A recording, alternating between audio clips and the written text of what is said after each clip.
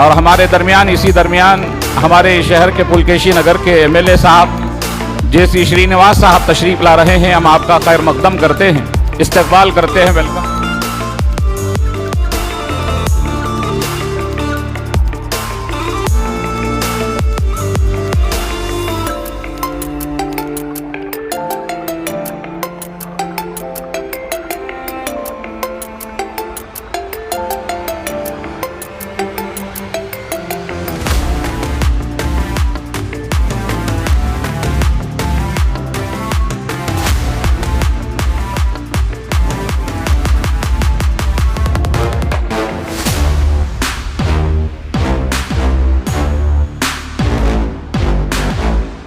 ಜನಪ್ರಿಯ ಶಾಸಕರಾದಂತಹ JC Srinivas sir ಅವರು ಈ ಸಭೆಯನ್ನು ಉದ್ದೇಶಿಸಿ ಒಂದೆರಡು ಮಾತುಗಳನ್ನು ಆಡಬೇಕು ಅಂತ ಶ್ರೀಯುತರಲ್ಲಿ ಮನವಿ ಮಾಡಿಕೊಳ್ತಾ ಇದ್ದೀವಿ.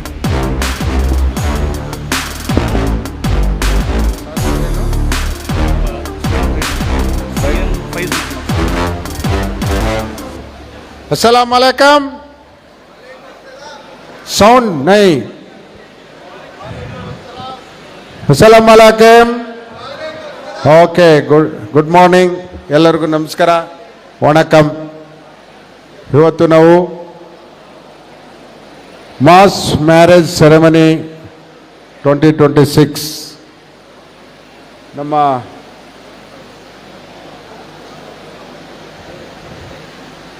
ಕರ್ನಾಟಕ ದೇಶದ ಅತ್ಯುನ್ನತ ಒಬ್ಬ ಧೀಮಂತ ರಾಜಕಾರಣಿ, ಸಮಾಜ ಸೇವಕ, ನಮ್ಮ ಹಿರಿಯ ನಾಯಕರು ಆಗಿದ್ದಂತಹ CM ಇಬ್ರಾಹಿಂ ಅವರ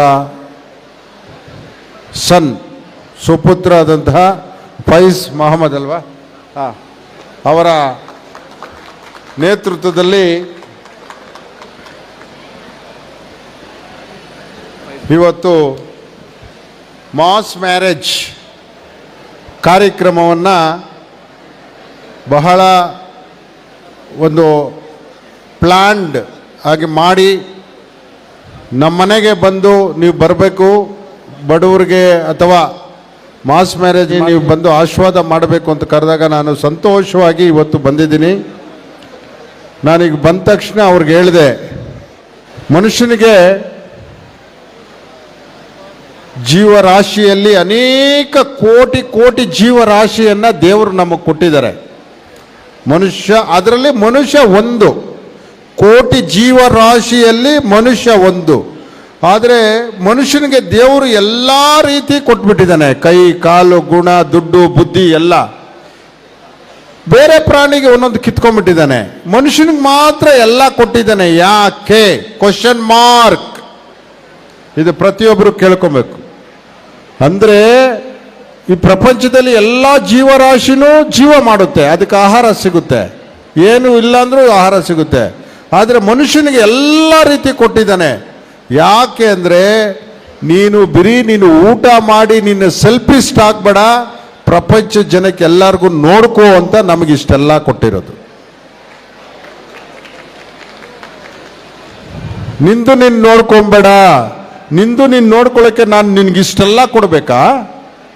ಬುದ್ಧಿ, ಜ್ಞಾನ, ಕಿವಿ, ಕಣ್ಣು, ಕಾಲು, ಲೈಫು, ದುಡ್ಡು ಮಾಡೋ ಯೋಗ, ಕೆಲಸ ಎಲ್ಲ ಯಾಕೆ ಕೊಟ್ಟಿದ್ದಾನೆ ಅಂದರೆ ನಿಮ್ಮ ಈ ದೇಶವನ್ನು ನೋಡ್ಕೋ. ಈ ದೇಶ ಅಂದರೆ ಯಾರು? ನಾವು ಜನಗಳಿಗೂ ನೋಡ್ಕೋ, ಜನಗೂ ಸಹಾಯ ಮಾಡು, ಬಡವ್ರಿಗೆ ಸಹಾಯ ಮಾಡು. ಯಾರ ಕೈಯಲ್ಲಿ ಏನಾಗಲ್ಲ ಅವ್ರಿಗೆ ಮಾಡು, ಹೆಲ್ತ್ ನೋಡ್ಕೋ, ಎಜುಕೇಷನ್ ಕೊಡ್ಕೋ.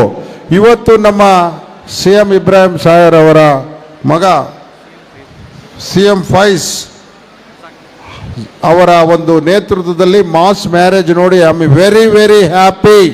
ಆ ದೇವರು ಅವ್ರಿಗೆ ಆರೋಗ್ಯ, ಐಶ್ವರ್ಯ, ಶಕ್ತಿ, ಇಂಥ ಕೆಲಸಗಳನ್ನು ಇನ್ನೂ ಮಾಡಲಿ. ನಾವು ನಿಮ್ಮ ಜೊತೆಲಿ ಇರ್ತೀವಿ. ಈಗ ನಾನು ಹೇಳ್ತಿದ್ದೆ ಅವ್ರಿಗೆ, ನಾವು ರಾಜಕಾರಣಕ್ಕೆ ಯಾಕೆ ಬರಬೇಕು, ರಾಜಕಾರಣಕ್ಕೆ ನಾವು ಯಾಕೆ, ನಾನು MLA ಇವತ್ತು ನಿಮ್ಮೆಲ್ಲ ಆಶೀರ್ವಾದದಿಂದ MLA ಆಗಿದ್ದೀನಿ. ಏನಕ್ಕೆ? ನಾನು MLA ಅಂದ ತಕ್ಷಣ ಬೋರ್ಡ್ ಹಾಕ್ಕೊಂಡು ಕಾರಲ್ಲಿ ಬೋರ್ಡಲ್ಲಿ ಹಾಕ್ಕೊಂಡು ಐ ಆಮ್ MLA ಅಂತ ಮಜಾ ಮಾಡೋದಲ್ಲ. MLA ನೀನು ಏನು ಜನಕ್ಕೆ ಮಾಡಿದೀಯಾ? What service backward people, poor people. ಅವ್ರಿಗೆ ಏನು ನಿನ್ನ ಸರ್ವಿಸ್ ಏನು?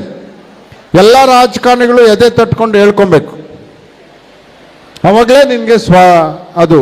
ಈಗ ನಾನು ಮಾಡೋಕ್ಕಾಗಿಲ್ಲ, ನನ್ನ ಮಾಡೋ ಮೈಂಡಲ್ಲಿರೋ ಕೆಲಸ ಎಲ್ಲ ನಮ್ಮ ಫೈರಾಜ್ ಸಾಹೇಬರು ಮಾಡ್ತಾ ಇದ್ದಾರೆ. ಅದಕ್ಕೆ ನನ್ನ ಸಪೋರ್ಟ್ ಫುಲ್ಲು ಅವ್ರಿಗೆ.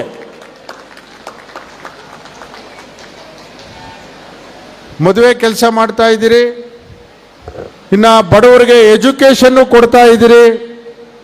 ಎಜುಕೇಷನ್ ಆಲ್ಸೋ ಅವರು ಬಡವ್ರಿಗೆ ಸಹಾಯ ಮಾಡಿ ಶಿಕ್ಷಣ ಸಂಸ್ಥೆಗಳನ್ನು ನಡೆಸ್ತಾ ಇದ್ದೀರಿ. ಇದ್ರ ಜೊತೆಲಿ ಹೆಲ್ತು ಒಂದು ನೋಡ್ಕೊಂಬಿಡಿ.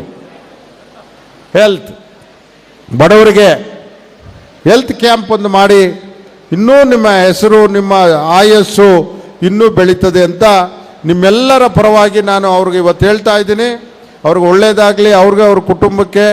ನೋಡಿ, ದುಡ್ಡು ದೇವರು ನಮಗೆ ಎಲ್ಲರಿಗೂ ಕೊಡೋದಿಲ್ಲ. ಯೋಗ, ದುಡ್ಡು ಮಾಡೋ ಯೋಗ ಕೆಲವ್ರಿಗೆ ಮಾತ್ರ ಕೊಡ್ತಾನೆ. cannot give more peoples, only some people's money coming. Why?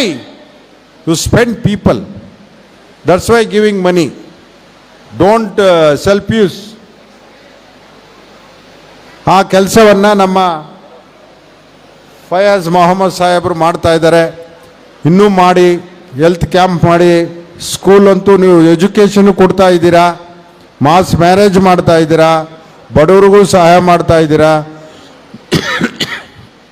ನಿಮ್ಮ ಸಂಸ್ಥೆಯಿಂದ ಒಂದು ಹಾಸ್ಪಿಟ್ಲು ಮಾಡಿ, ಹಾಸ್ಪಿಟಲ್ ಮಾಡಿಬಿಡಿ. ಅದರಿಂದ ಬಡವರಿಗೆ ಕಡಿಮೆ ಖರ್ಚಲ್ಲಿ ಹೆಲ್ತ್ ಕ್ಯಾಂಪ್ಗಳನ್ನು ಕೊಡಿ. ನನ್ನ ಕಡೆಯಿಂದ ನಿಮಗೆ ಏನು ಸಹಾಯ ಬೇಕು ನಾನು ನಿಮ್ಮ ಜೊತೆಲಿರ್ತೀನಿ.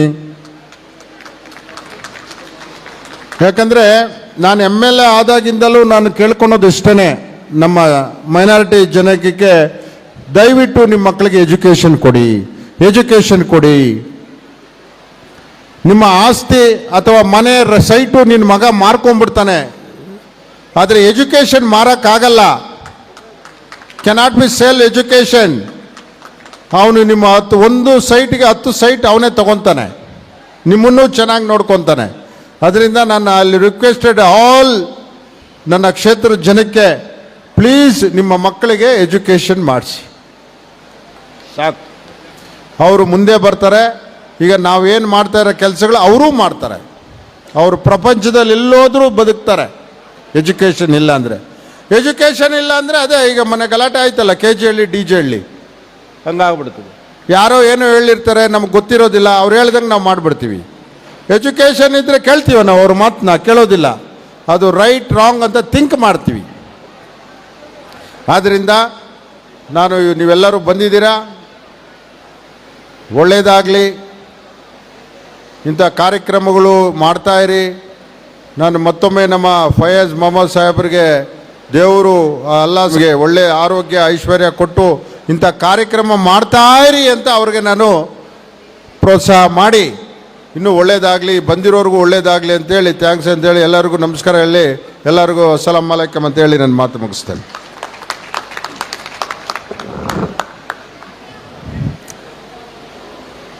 ದಯವೇ ಧರ್ಮದ ಮೂಲವಯ್ಯ ಅನ್ನುವ ಹಾಗೆ ನೀವೇ. ಎಲ್ಲರಿಗೂ ನಮಸ್ಕಾರ, ಅಸ್ಸಲಾಮು ಅಲೈಕುಮ್ ವರಹಮತುಲ್ಲಾಹಿ ವಬರಕಾತು.